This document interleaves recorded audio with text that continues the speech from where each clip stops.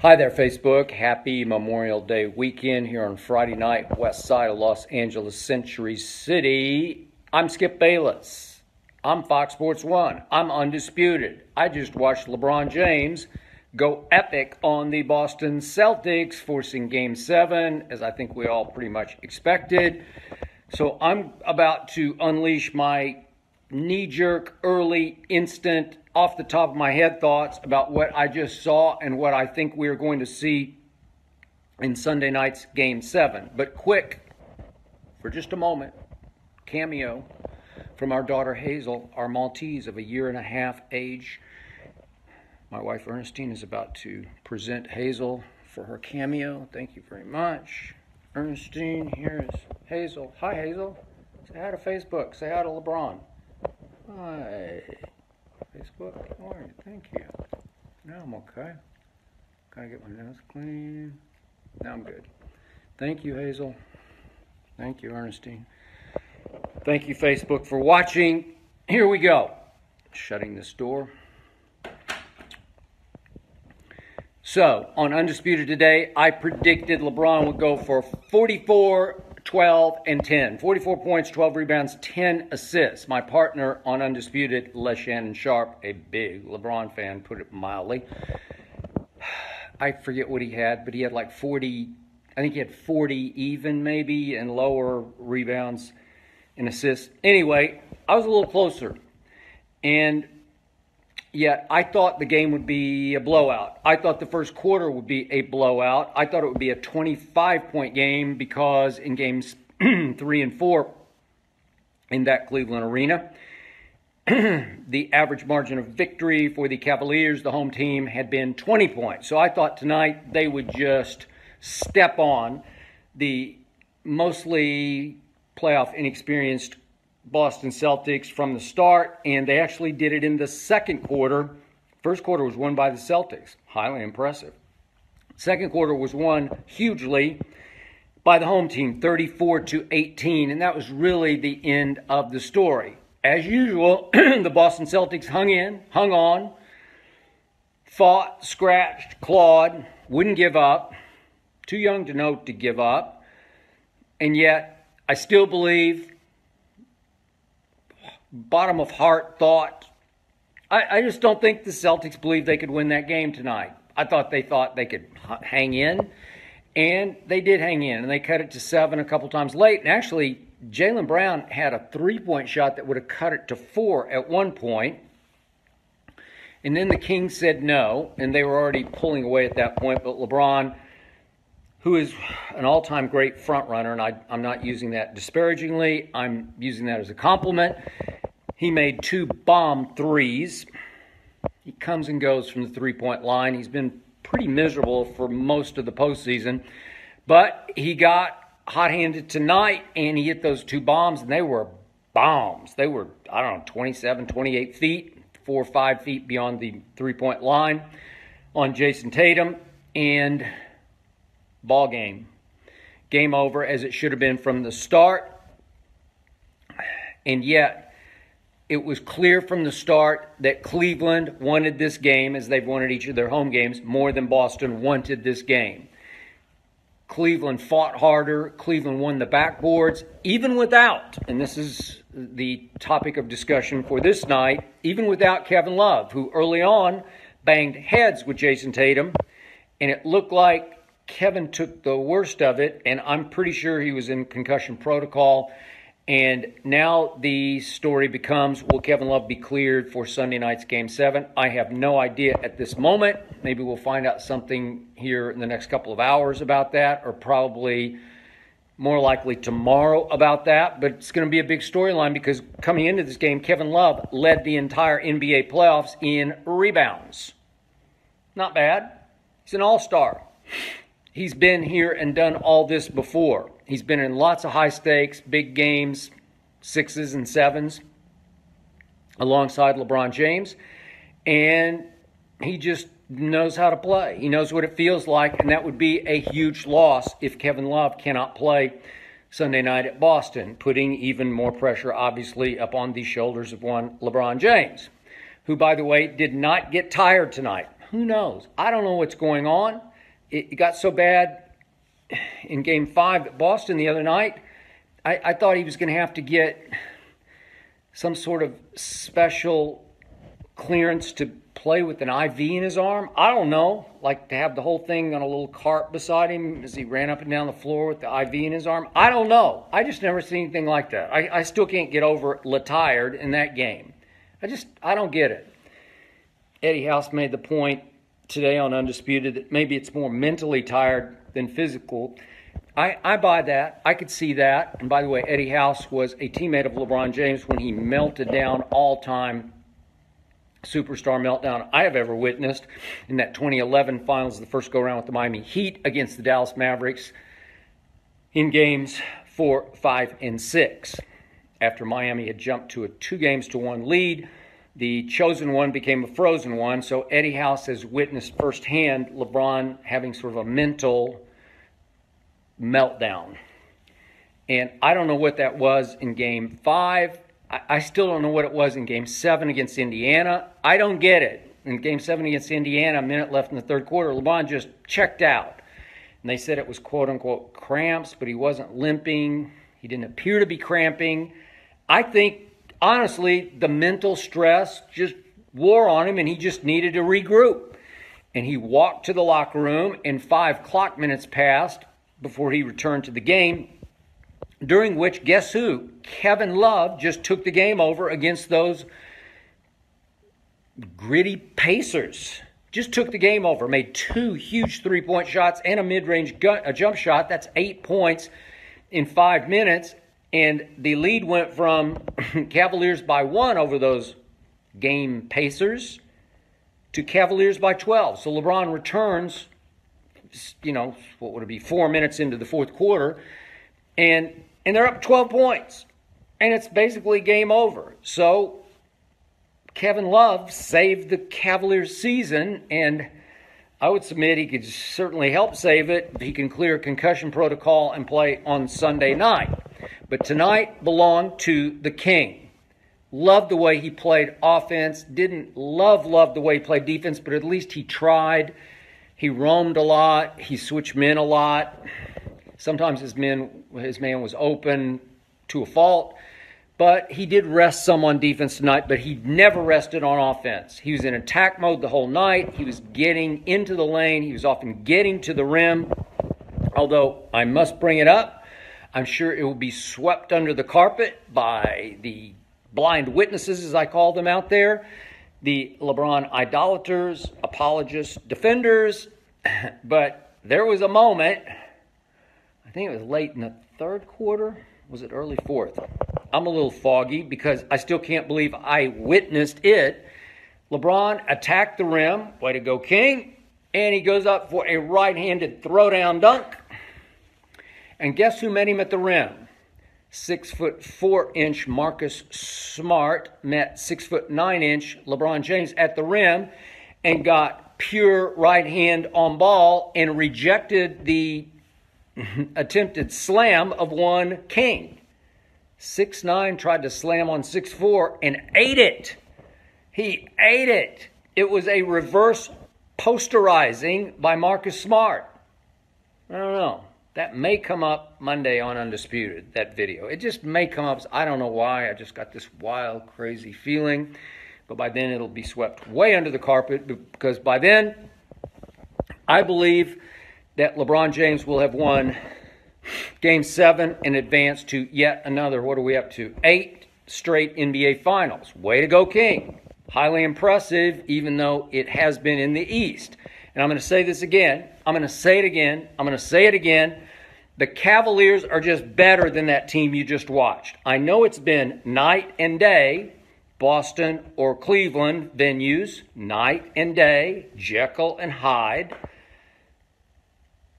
Cavaliers own the Celtics in Cleveland, and Boston just has Cleveland's number at Boston, where Boston's won all 10 playoff games this year. They're 10-0 at home.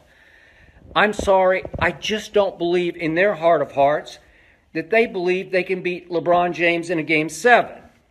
And this brings us to the fact LeBron loves this building. It's the new Boston Garden from what, like 1995? But, man, he's had some big games there. I believe the two greatest games, the two biggest performances I've ever seen from LeBron came in that building.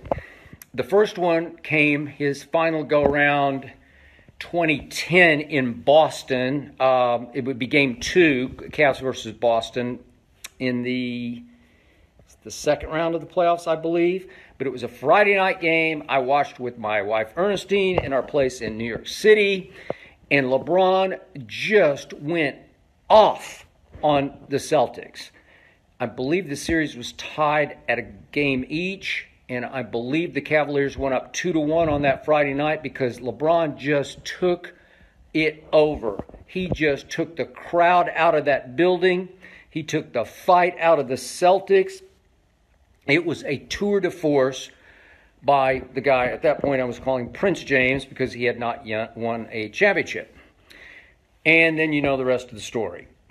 We had another meltdown in game 4, 5, and 6. We had some weird stuff going on, and then we had members of LeBron's inner circle leaking the fact, quote unquote, that LeBron had to be sedated before games 4, 5, and 6 because of an internal issue, a locker room issue with the teammate Delonte West. You probably know the urban legend of the story, whatever, but that's what the story that was leaked was, and I'm sorry, I don't buy it at all. I think LeBron just crumbled, but he had one sensational game. Then he takes his talents to South Beach, and in that first go-around with the Miami Heat, Dwayne Wade, Chris Bosh, they fight through Indiana, as you remember, and get to Dallas in the NBA Finals.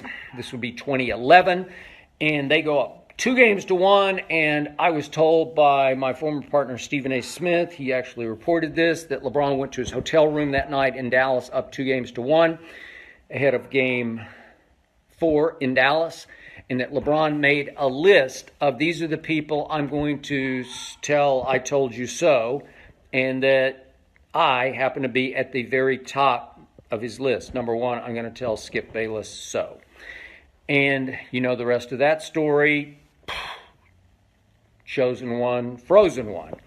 And it was hard to watch even for me. And I don't hate LeBron James. I actually like him a lot. Sometimes I think he's too nice for his own good. But it was painful to watch.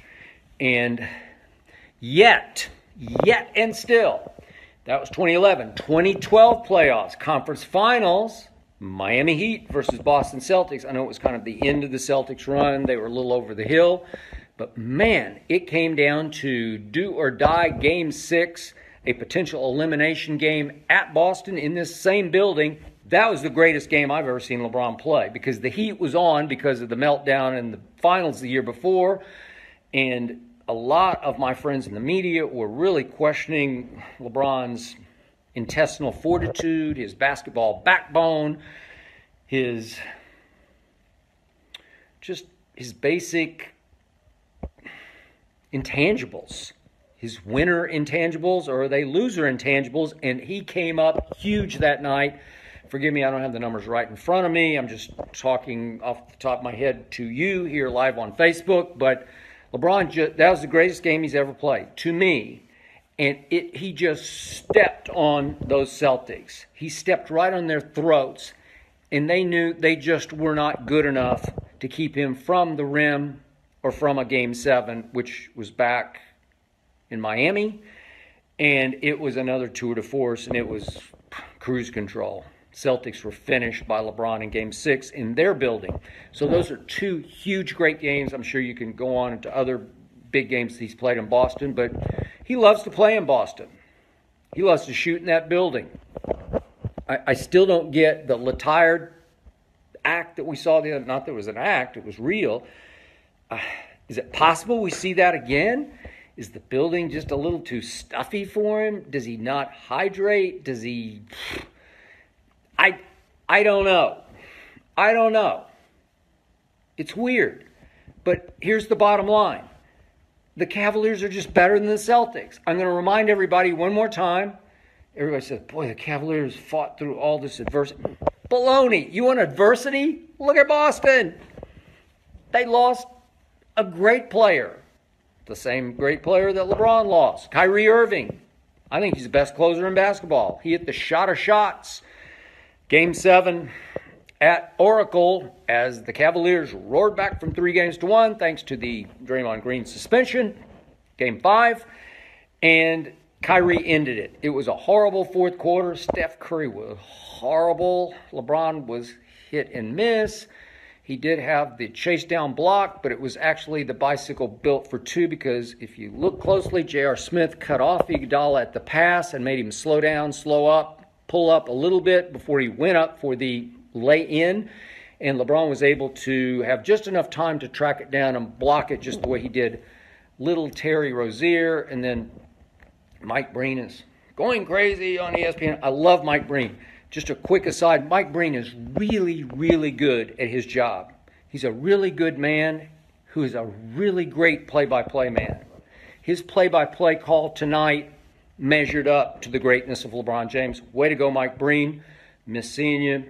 Not that I ever really worked with you at ESPN closely, but I crossed your path, and you are still playing at the highest level. Way to go. But the point was, another chase down by LeBron on 6'1" Terry Rozier. Okay, great. I want to see that in Game 7. I want to see that kind of energy on both ends of the floor because it will be required. Because clearly, it's like the oldest cliche in the NBA is that in the playoffs, role players play better at home. Role players don't play so well on the road. So will LeBron have enough help? He never has enough help. I thought he had a lot of help tonight from a whole lot of players. But he was great. So he needs to be great. He needs some help. But here's the point. The truth is the Celtics have nothing but role players. They're just a bunch of role players because they haven't come of age yet. Jason Tatum's just a baby. He just turned 20. He's a rookie. Jaylen Brown has his moments. You can see the talent. He just hasn't arrived yet. He doesn't have his man body yet. He can't bang with LeBron. LeBron took him in. In fact, I thought I had nailed his point total at 44, and LeBron just sort of bullied Jaylen Brown on that left-handed drive and banged up against him and went off the glass. And, you know, it's just, they're just too young.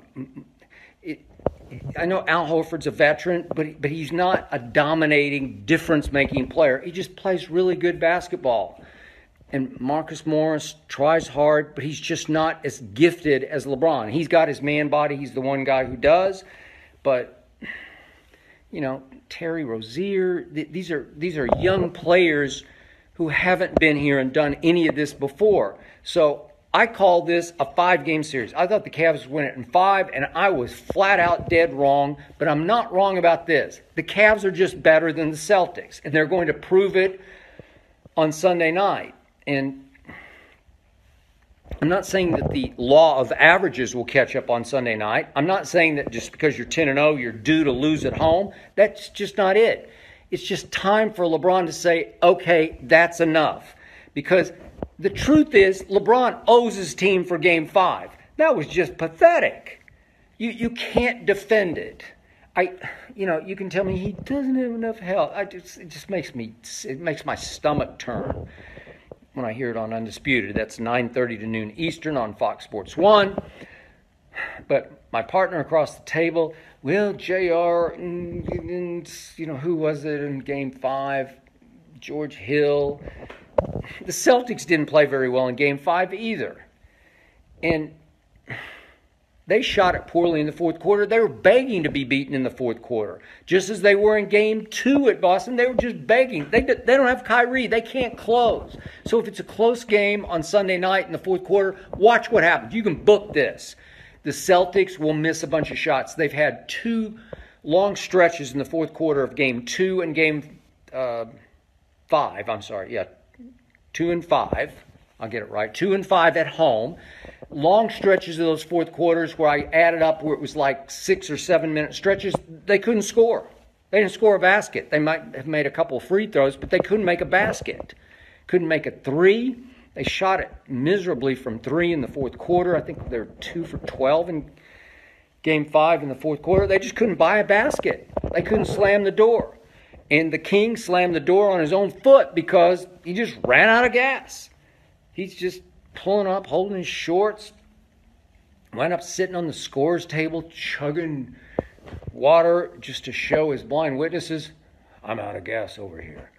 I'm dehydrated. How can you be dehydrated? You're the King. You spend $1.5 million a year on your fitness program. You've got hyperbaric chamber and your own masseuse and all those things you should have. Nobody knows how to take care of his body more than LeBron James does.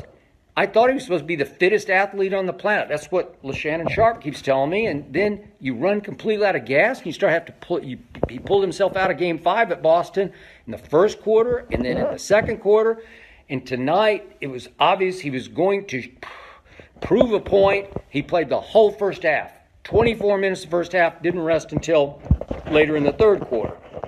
But to the Celtics' credit, the one thing I do admire about it is just their tenacity. Maybe they're too young to know that they're not supposed to quit, or that they are supposed to quit, or that they've got basketball character. Maybe it emanates from their coach. Maybe it emanates from their GM, Danny Ainge, who was spunky, plucky, irritating sort of player, just wouldn't back off. Maybe that rubs off on the kids. Maybe Al Horford rubs off on the kids because he's just going to keep playing. Not going to be bothered. LeBron can bomb threes, and he just shrugs and goes to the other end and makes a basket. And that's basically what they did tonight, and they hung in, and they made this ultimately a 10-point game. That's advantage Boston psychologically. Again, they had it to 7. They could have cut it to 4 midway fourth quarter. Do I think they would have won? I do not, but they did not get blown out tonight. That's advantage psychologically, Boston going home. They know they've beaten this team 3 times at home. They know they haven't lost 10 times in these playoffs at home. So do I think they're going to hang in and make this game? How could they not? But it's time for the King to say no. No more tired. No more resting on defense. This is pretty simple. This is one game to get to your 8 straight finals. This is cut and dried to me. I'm sorry. It's just the Celtics have nobody who can keep LeBron James from the rim except for maybe Marcus Smart on occasion blocking his dunk. Never seen anything like that. But if the Celtics, if the Cavaliers just play as hard as they just played tonight, do you realize they crushed Boston on the offensive boards tonight without Kevin Love, 15-5. That's the offensive boards. And do you know how many second chance? I don't have it in front of me, forgive me, but keeping tally in my head, keeping sort of a running tally. I'm pretty sure off LeBron misses at the rim, they scored at least 8 and maybe 10 points on putbacks, second chance points. LeBron got a couple of them, and I think his teammates got maybe 3 more of them where he would drive and just get the ball up on the rim and it would lip out or just bounce barely out. And at the end, remember, he went up and got one and put it right back in. It kind of rolled around 5 times and fell. But the point is, that's just effort. That's just the Cavs wanted that game more than the visitors did. So we got the Jekyll Hyde, but we got Cleveland just playing its tail off tonight on defense. Kyle Korver is flying all over the floor. J.R. Smith is diving for balls. Got a bad foul call when he just obviously beat Jason Tatum to a ball. By the way, Jason Tatum took a shot to the head just like Kevin Love did. And for a while, I think Jason Tatum was a little out of it. He stayed on the floor. Well, it looked like he was feeling the effects. Then he started to get the cobwebs out and get back in rhythm. But I'm wondering, is he going to have a pretty bad headache tonight? So, obviously, tonight at home, Jordan Clarkson played great. Larry Nance played great. But by their standards, they came with huge energy, and they each made some plays. George Hill, what do you have, 20? Do you have 20? Played tremendous for George, but by his standards, tremendous. And Jeff Green played big tonight. He played like Jeff Green is highly capable of playing. I still think this is a good basketball team. Everybody laughs and says, oh, this is the worst team. What were they saying on the ESPN telecast? That this team is, what was it, worse than the 07 team or whatever? No, it's not. This is a good basketball team. It's a deep basketball team. Kyle Korver's the fourth best three-point shooter in the history of this league and really plays at a high level on defense. You can say, oh, he's just a white guy who can't move his feet.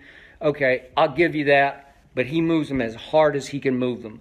And he knows how to play, and he dives for loose balls, and he disrupts, and he deflects, and he creates havoc on defense when he comes in off the bench. And I don't know what happened to Rodney Hood. Maybe we'll have a Rodney Hood sighting. He got completely doghoused. He just lost it. I guess the stage was just too big for him, but I've seen him in so many big regular season games shoot the lights and the hearts out of my San Antonio Spurs. He is 6'8" and can just flat out stroke it. And I don't know. That's a big psychological loss for LeBron's team because I thought he would be the guy who would come in and make 4 threes a night. And you'd be saying that's just too good. Because when he gets going, you cannot stop it, you can't block it, you can't bother it. He's that good, and he got off wrong. I guess LeBron, he makes all the big decisions. He calls timeouts. He takes himself in and out of games, and I'm pretty sure he just gave up on Rodney Hood and just doghoused him. He's out. He's not even in the rotation anymore.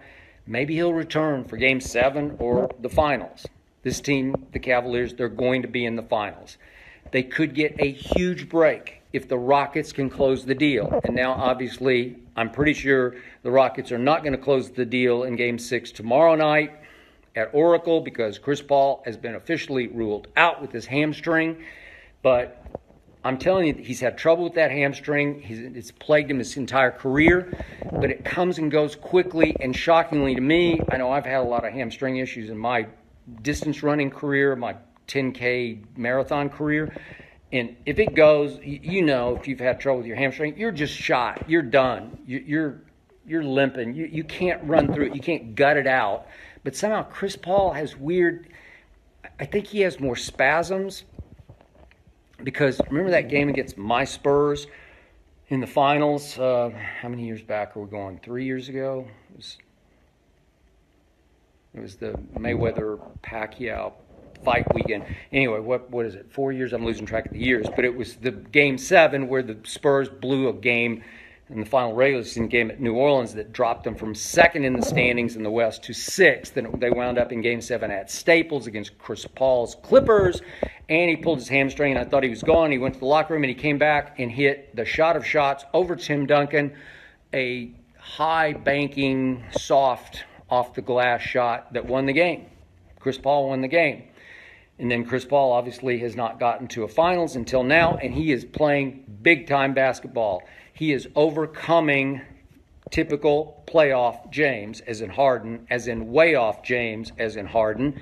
And yet I still say this is an upset. And I still say maybe the heavens have opened, the path has been cleared for LeBron to win, dare I say, a 4th ring. Because I believe these Cavaliers would have a much better shot against the Rockets than they would against Golden State. It is about matchups. I know that's the biggest cliche in the postseason, but the Celtics were a tough matchup defensively, just on savvy coaching strategy for the young 76ers. They were a tough matchup. The 76ers would have been a terribly tough matchup for LeBron. I picked the Sixers to win the East. I believe they would have eliminated LeBron's team because they have 2 aircraft carriers in the lane, 2 nuclear weapons in Embiid and Ben Simmons who can protect the rim at 7 feet tall. And they keep LeBron from taking over the game at the rim. And we saw Philadelphia go on March 1st to Cleveland and just kick them. Just beat them decisively. And then we saw LeBron try to turn the favor coming from 22 down that last week of the regular season at Philly. LeBron gets fouled crazily at near the buzzer. They're down 3. He gets foul shooting a three-point shot. Has to go the ultimate nightmare for him because he's a poor, by his standards, free throw shooter. And he had to stand there by himself. Again, worst nightmare, and make all 3 free throws to get them to overtime at Philly. This is right at the end, is on a Friday night at the end of the regular season. And, of course, he missed the second one and then was forced to miss the third intentionally. They almost pulled it off. Larry Nance almost rebounded, got it back in the basket. But the point is, Philly would have beaten Cleveland. I just believe it. But Boston wound up as a break. LeBron's getting breaks. Boston was a break for them. The upset there was a huge break for LeBron, and the upset that Houston could pull off if Chris Paul can come back even at 90% for Game 7 at Houston. Boy, you'd have to think Houston has just imposed its physical defensive will on Golden State. I never thought I'd see it happen. I thought Golden State would win the series in 5, and it looked like after Game 1 they were going to win it in 4. And then here came the Rockets. And they're playing football, basketball on defense. They are flat out bullying the team that used to be the finesse bullies, Golden State. The arguably, or statistically, the best offensive basketball team we've ever seen in the history of the National Basketball Association is just getting driven out of its sets by the Houston defense. But James Harden, I don't trust him. Clint Capella, I don't know. You know, they're a nice team. They play hard on defense.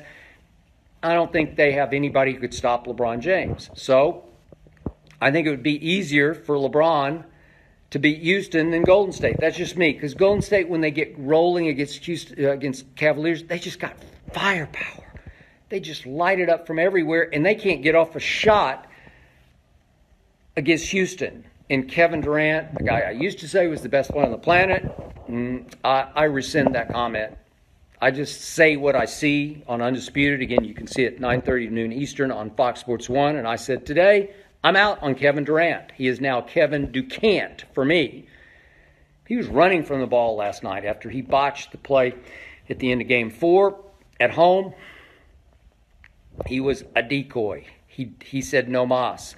He wanted no part of those last 2 plays in which Golden State actually had chances to steal the game because James Harden was 5 for 21 and 0 for 11 from 3 and has now missed his last 23s. And that is the only reason that Golden State hung in and had some prayer of a chance. They actually had 3 prayers of chances. And by the way, it has hurt them without Iguodala because Quinn Cook winds up taking the shot of shots last night, and he's had a really nice year. He averaged 16 a game in place of Steph Curry. He didn't have to make that shot or even take that shot, and Chris Paul goes down and can't get up the court. And all of a sudden, Quinn Cook says, uh-oh, I've got the ball in my hands and no defender. He shot it okay. It wasn't, I was looking at it on Undisputed today as we were talking about it, and it wasn't as bad a shot as I thought when I saw it live. It didn't really have a chance, but he got it up on the rim. It's just a little long, a little off. Whatever. That would have been the Iguodala shot. See, if Iggy's in there, that's why Quinn Cook was in the games, because there's no Iggy. So can Iggy return for Game 6 and 7? Obviously, it's going to come down to Game 7 because without Chris Paul, I'm pretty sure what we saw tonight from LeBron and company in Cleveland, we will see tomorrow night from KD, Steph, Clay, Draymond, and company at home at Oracle with no CP3 on the other side. Maybe Iguodala comes back. I don't know. I haven't heard. And then you would hope Iguodala comes back for Game 7. And if he does and Chris Paul can't play, then I'd give Golden State a pretty good chance at Houston to win Game 7. And then we'd be back to Cavaliers, Warriors, 4. It'd be the 4th straight time, and I'm sure people would be a little sick of that. I'm sure they'd rather see James Harden and CP3 versus LeBron. Whatever. I'm just telling you, I don't think LeBron can beat Golden State. I just don't think, if they're healthy and eligible, Draymond, I just think you'd see pretty much what happened last year. You'd see Golden State in 5 games. There is no Kyrie, obviously. And now we await the fate of Kevin Love. But tonight was the King's night. Way to go, King. Highly impressive. Huge consistent energy on offense from start to finish. Pretty good energy, at least good enough energy on the defensive end. Some resting, but at least some engagement. No resting, no pulling self from game first quarter, second quarter. Played the whole first half, set the tone. Tour de force. Way to go. Now you need to take it up a whole nother level in Game 7, LeBron, and I believe you are highly capable. You and your team are just better than that other team. They don't have Kyrie Irving. They don't have Gordon Hayward. They don't even have Shane Larkin coming off the bench, who used to be a real spark for them off the bench. They don't even have Daniel Tice coming off the bench, who had some big games. He had a 19-point game. Shane Larkin had a 15-point game. These were important little pieces to their puzzle, and they don't have them. I don't know. They're really not that good. They were the 18th best offense in all of pro basketball, and tonight there were long stretches where they just couldn't score. They won't be able to score in the fourth quarter. LeBron should own the fourth quarter. He should basically own the game. I got a bet, another case of Diet Mountain Dew. I was up. I'd won 10 in a row from my partner, Shannon Sharp, across from me on Undisputed, 9:30 to noon Eastern on Fox Sports 1. And he has now won the last 2 for me to win back 2 of those 10 cases. But we made another bet. He said LeBron will go for 50 or more points on Sunday night in Game 7. I just can't see that. Could I see 40-something? I guess I could. But I'm not sure about that. I don't know. This is going to be a battle. I won't go all the way to the cliche war, but it's going to be a physical fight.